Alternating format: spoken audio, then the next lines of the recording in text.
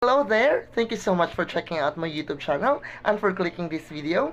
Welcome back to Students Learning Avenue, where we learn English grammar.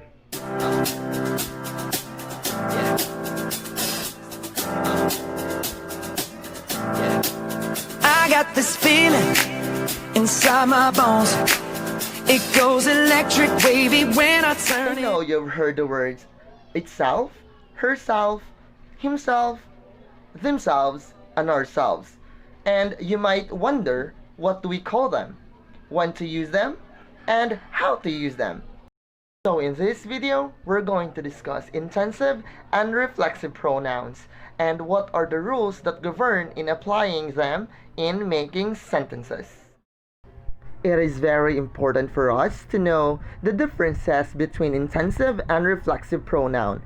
Actually, they are identical, but they differ in function. Now let's begin knowing their differences.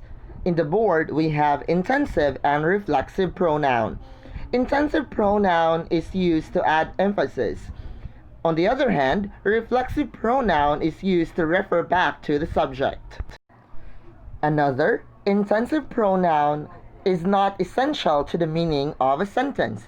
However, reflexive pronoun is very much essential to the meaning of the sentence.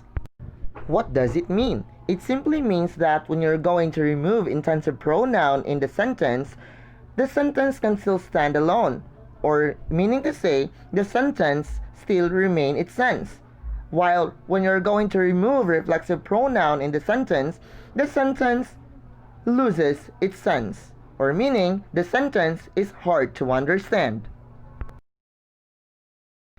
Another thing to remember is intensive pronoun is not used in sentences where the subject and the object are the same, while reflexive pronoun is used in sentences where the subject and the object are the same. What does it mean? It simply means that since intensive pronoun only gives emphasis to the subject, well, it only means that intensive pronoun is not the same as the subject in the sentence. However, since reflexive pronoun refers back to the subject, well, it's very understandable that reflexive pronoun and the subject in the sentence refers to the same subject or to the same thing. Lastly, intensive pronoun cannot act as the object of a sentence, while reflexive pronoun can act as the object of a sentence. It could be direct object or indirect object. And sometimes reflexive pronoun is introduced by a preposition, and we call it object of the preposition. The easiest way to identify whether it is reflexive or intensive pronoun, when you remove intensive pronoun in the sentence still can stand alone. While when you remove the reflexive pronoun in the sentence cannot stand alone, or the sentence cannot be understood. Remember this. In most cases, reflexive pronoun proceeds right after the subject it intensifies, and sometimes it is found at the end of the sentence. At this point, study the examples. In our example of intensive pronoun, President attended the conference himself. President there as our subject and himself as our intensive pronoun. Himself there only intensifies president, which only means that the president attended the conference by himself, alone, without anyone. When you remove the intensive pronoun himself, the sentence can still stand on its own. President attended the conference. The sentence still has its sense.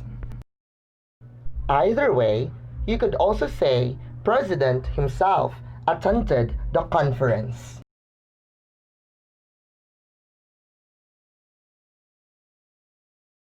Example of reflexive pronoun. The boy kicked himself.